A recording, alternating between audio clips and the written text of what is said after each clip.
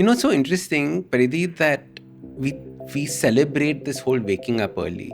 However, actually, when you look at it, it's not whether you wake up early, sleep late, etc. Is do you have that quiet moment in your day? And I think it's so important for us to have that. So it's like not everyone's set for aggressive investment styles, right? It depends on your personality, your life stage, where you're at. So it's important to find your rhythm. And the same way, it's important to find your risk appetite. A far better way is to think about it as SIPs, systematic investing. Every day you put in the same amount of sleep. Every month you put in the same amount of investment. It doesn't matter if it is small, large, the amount and the regularity of it is what is very important.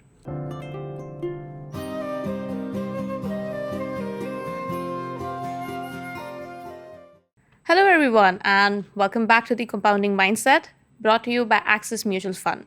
I'm Pariti Doshi, your fitness and movement coach, and I've got Ashdin Doctor along with us, our resident habit coach.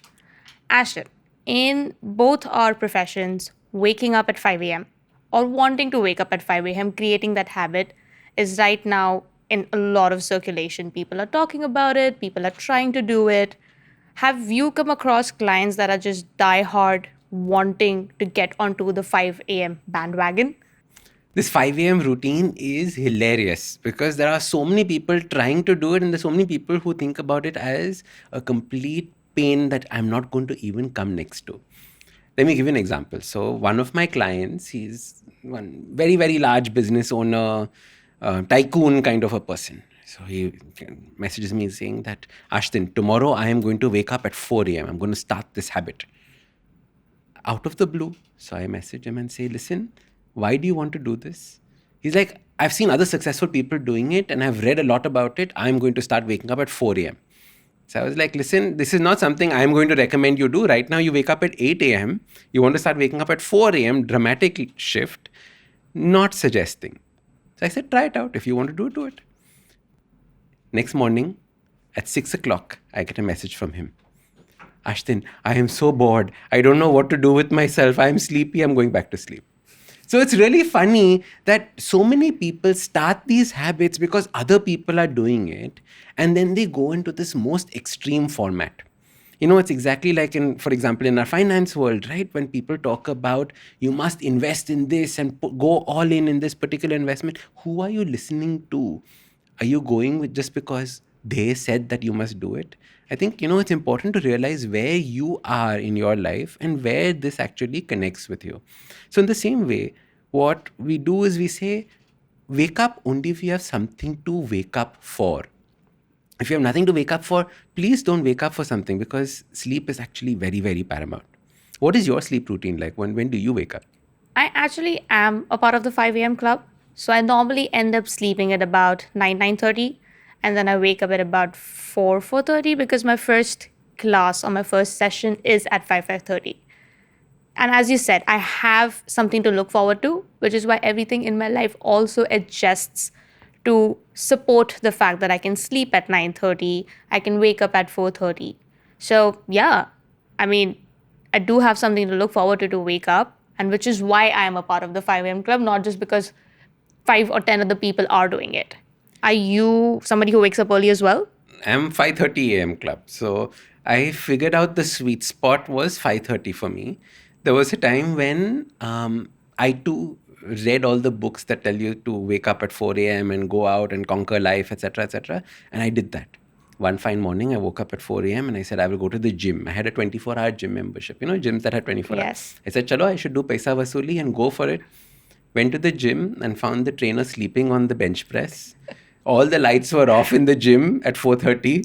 So went there, switched everything on, finished the gym, and by 11 o'clock in the afternoon, or before noon, in fact, I was so tired that I couldn't continue. So I realized that 4 a.m. is not my sweet spot. Using, a way of figuring out 5 o'clock or 6 o'clock, 5:30 seemed my sweet spot. I wake up early because that is the time when I'm most creative. The rest of the world is sleeping. There is no distraction. I can work on my podcast. I can work on my books. I can work on, creating the different businesses. And that is the time I use for my thinking and creation. Then after that, everyone wakes up, it's meeting times and it goes into that. So that is the reason why I use that morning time effectively.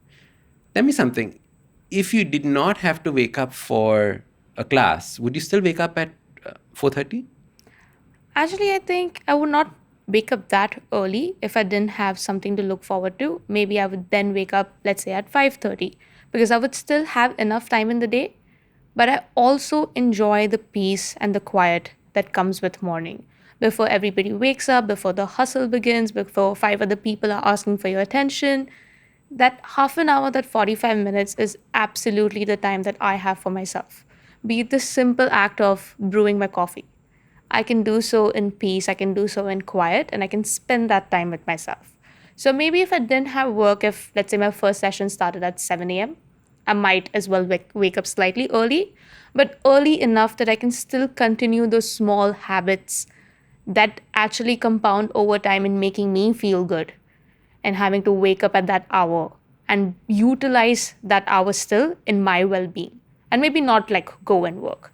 So I would definitely wake up early because it gives me that time, but not as early as maybe 4:30. That's for sure. Yeah. Many people listening to this are hearing 4:30 and saying, but that is the middle of the night. Why would you wake up in the middle of the night? It's so interesting, Paridhi, that we celebrate this whole waking up early. However, actually, when you look at it, it's not whether you wake up early, sleep late, etc. Is do you have that quiet moment in your day? And I think it's so important for us to have that. For some people, they do their best work at night, working till 12, 1 o'clock, 2 o'clock, and then waking up late. That is also perfectly fine as long as you're utilizing that time. The difference is when people stay awake till 2, watching things on TV or, entertainment, flitting away that time instead of utilizing it. I think that creative empty space time is very, very important for us. I've come across so many people who do their best work in the night, and especially people who are working in the creative field. And the thing that I found common between their time schedule and my time schedule was the fact that they also get that peace and quiet, but just on the flip side of the coin. So it's not that these two people, the ones who are awake till 2 a.m. and the ones who wake up at 5 a.m., they're literally going after the same thing. It's that peace and that quiet for them to be creative, but they're being creative on just the other sides of the spectrum. And that is absolutely okay because, again, there's purpose to it, there's time and space to it, and they're utilizing it. It's not a disruption in their schedule, it's actually compounding over time for them to be able to do things better, for them to be able to have that time for themselves.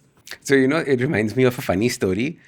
When I was doing my website and my editors, the video editors, etc., they used to sleep at 5:30 in the morning while working throughout the night. And I used to wake up at 5 at that point of time. So the only time we got to do our meetings was at 5 o'clock in the morning. We would message each other, okay, what did you do? What did you do? Okay, fine, good night, good morning, and go to sleep.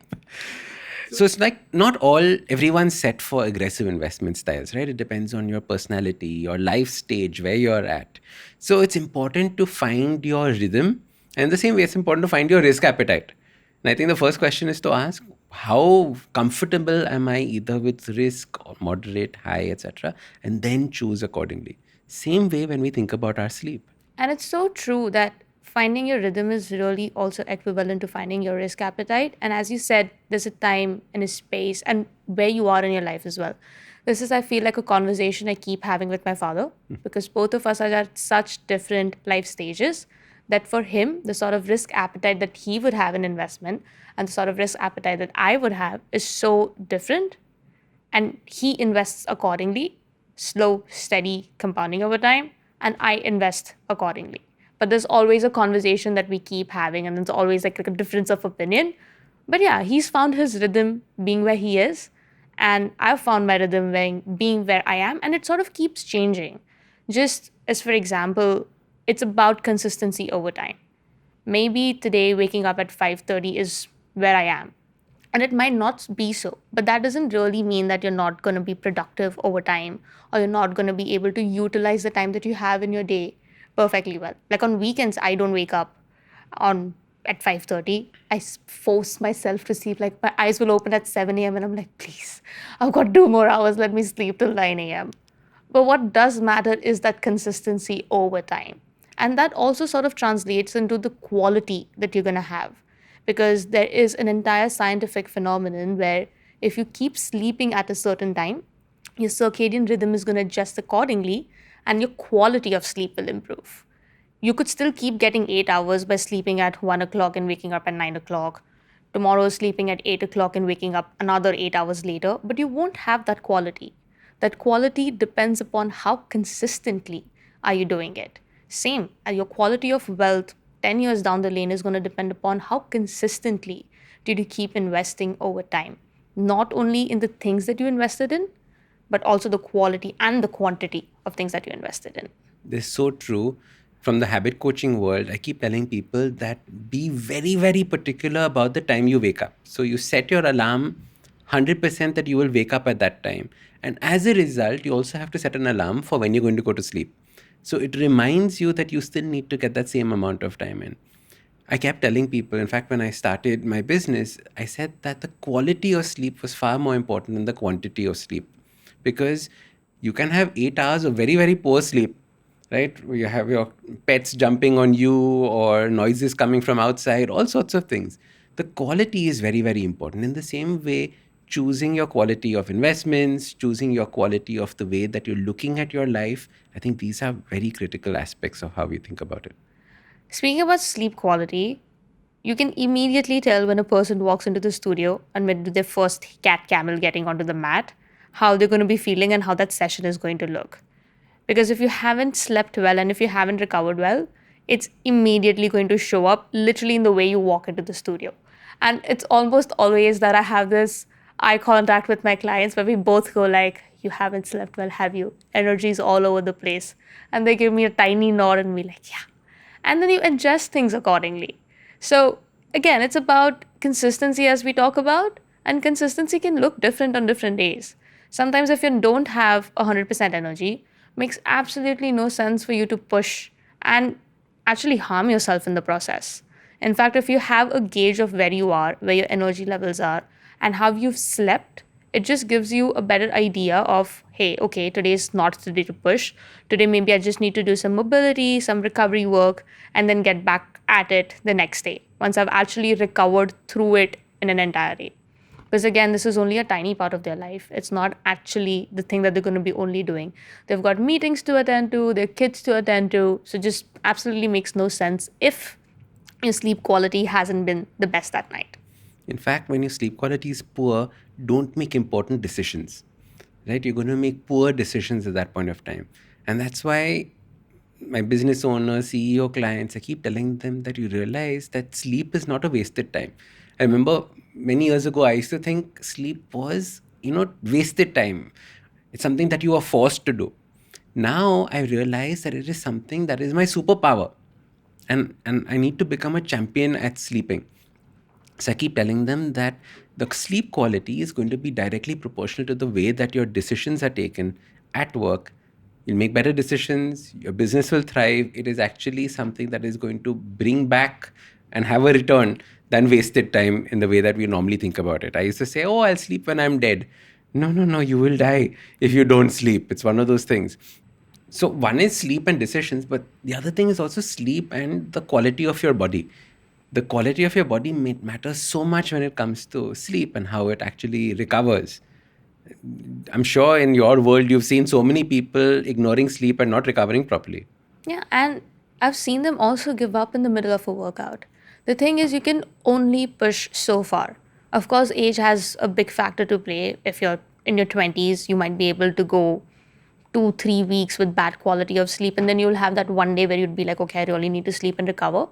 But as it goes down the line, you just start realizing how important it is that if you don't want to burn out, you need to do this consistently day in and day out, right? I know that life happens and we've got kids to attend to, something or the other always comes up. But if not 8 hours, you start realizing the importance of, hey, if I can't hit 8 hours of sleep, maybe I just want to do 6 hours. Just enough to recover that if I'm going to decide to break my body the next day by working out, by doing life in general, I'm going to have at least that much capacity to keep sustaining. It has to be those sustainable small choices that you keep making every day so you don't hit burnout, both physically and cognitively, because no sleep is going to get you there. So at some point or the other. This whole idea of sleep debt, you must have heard this word sleep debt, right? That means that if I slept only 5 hours, I have 2 hours of sleep debt. That 2 hours gets transferred to the next day, gets transferred to the next day. And then on Sunday, I will sleep for 15 hours. Yeah. And then it's all squared off. This is a complete myth. And it's actually very harmful because the body doesn't work in this sleep debt format. It doesn't understand this concept of sleep debt. In fact, linking it to the investing world, it's like when people say, oh, I don't have enough money to invest, so I'll keep saving, keep saving, keep saving, and then one shot I will put everything in. A far better way is to think about it as SIPs, systematic investing. Every day you put in the same amount of sleep. Every month you put in the same amount of investment. It doesn't matter if it is small, large, the amount and the regularity of it is what is very important. And think of it as that, right? And as you made that comparison as to, I'm going to take that Sunday and completely sleep off and get everything, imagine just wasting that Sunday and trying to gather all that sleep. If you actually slept every single day, you have one full day now to actually recuperate and do things that you like. Same way as you keep investing month on month, you're now not really waiting for a big shot day that today is the day I'm going to make all those financial changes in my life. You are already at that day, but you've already made it all. And now you can actually enjoy the benefits of having done so sustainably over such a long period of time. I had a friend who started doing this. I'll accumulate for my big investment. And then when it came time to invest, she ended up buying a very expensive phone instead. So you realize just where that accumulation of money went, deteriorated the wealth into something else. Had it in hand, spent it. Spent it. When we were just shortly talking before we started recording this, you told me something about a 5:30 a.m. challenge that you did. Tell us more about it. So we got over 300 people to wake up at 5:30 a.m. every morning. So I posted about saying that, listen, we're going to do this 5:30 a.m. challenge. Are you in? Lots of people very excited, join. Lots of people very scared, saying, this is not for me. I'm not going to do this. So what we did was we created a systematic way in which they would start waking up at 5:30. So if you are currently waking up at 8 o'clock, don't suddenly start waking up at 5:30. That is not going to be a sustainable habit. In fact, when we think about habits, we talk about small little steps that you can take towards that large goal that you have, like how we talk about compounding. You compound towards that 5:30 a.m. So what I say is start setting your alarm just half an hour earlier every week. So 7 days you wake up half an hour earlier. The next time round is going to be easier to wake up half an hour earlier than what you were waking up the week before. And that's how you get to your desired goal of waking up. So that's the way in which you create it. But what's interesting is every time you wake up half an hour earlier, what are you going to use that time for? So in the challenge, we actually had, now we will do a 15-minute meditation. Now we will do a quick 4-minute workout. Now we will do a journaling practice. So people could wake up and do something with that time that they got from waking up early. So it was a huge success. People loved it. And so many people are still waking up at 5:30 after all these months. And that's so nice to see that you actually created that half an hour buffer and used that half an hour to actually do something better. This reminds me of a client that I'm still currently working with and how he used to wake up and attend and come to a session really late in the afternoon. And until we started making small changes and started shifting his sessions half an hour before. That's all. So this person now, over a period of time, by just consistently trying to show up earlier, has gone from, let's say, attending a 1:30 session to actually attending an 8:30 a.m. session. Amazing. And that was so nice to see because both of us saw that small, consistent changes. And this is over a year. This isn't overnight. Like, it's not going to be like today you've decided, tomorrow you've woken up, and now this change is permanent. It takes small, consistent steps over a long period of time. Also, patience while doing, right? Because it's going to be an up and down journey. It's not going to be a linear progression. But just realizing also the fact that, hey, I actually did this. which means I can do it. Having that encouragement as well to just keep shifting and keep moving over a very long period of time actually made him attend a session at 8:30 a.m. And both of us were just so proud of ourselves, and I'm like, done. You can now go home. We don't even need to work out at this hour. I think, when you do these, when you strive for these overnight successes, you're just setting yourself up for failure. You need to learn how to consistently get to that place. And also be patient about it. You cannot just be all in aggressive about this. Yes. Because small, consistent changes are more sustainable than just like going for it, all guns blazing, and then realizing you really have no fuel in the tank to sustain it. Yeah. You're just going to burn out very fast.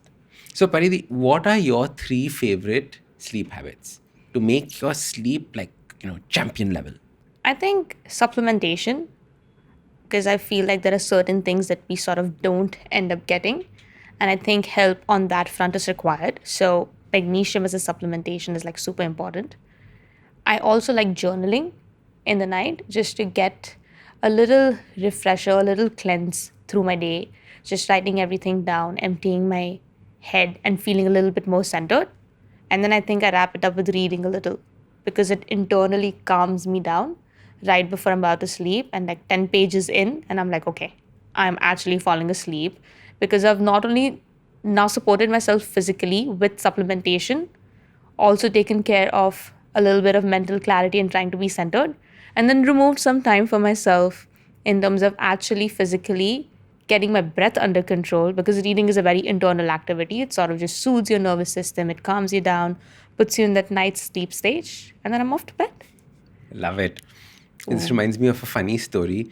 I had a client who said that, listen, Ashdin, this journaling at night is not working for me. I was like, why? What happened? Every time I write down my thoughts, I keep thinking about them when I'm trying to sleep. So this is not working for me. So I said, okay. So for some people, journaling at night makes them more awake because now they have more things to worry about when they're in bed. For others, it's actually soothing because all those thoughts have now been put aside into that book. What are those 3 habits for you, Ashton? So for me, the first one is sleeping or rather sitting in a dark room. So my entire house is built to be completely dark after sunset. So Wow. it is just barely enough to move around, do things, and that automatically makes you start feeling sleepy by 8:39. It just sets your system up. The second one is what I call a sleep primer.